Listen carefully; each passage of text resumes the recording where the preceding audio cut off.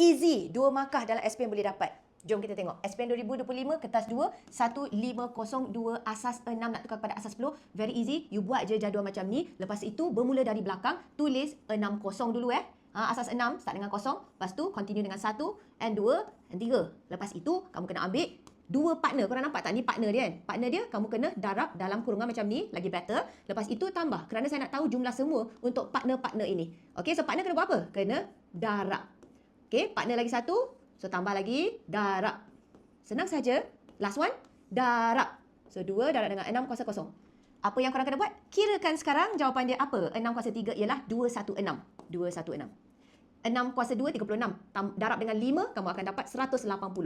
Apa-apa darab kosong akan jadi kosong. So, tak perlu tulis. Kalau dia adalah kuasa kosong, ingat dia akan selalu jadi 1.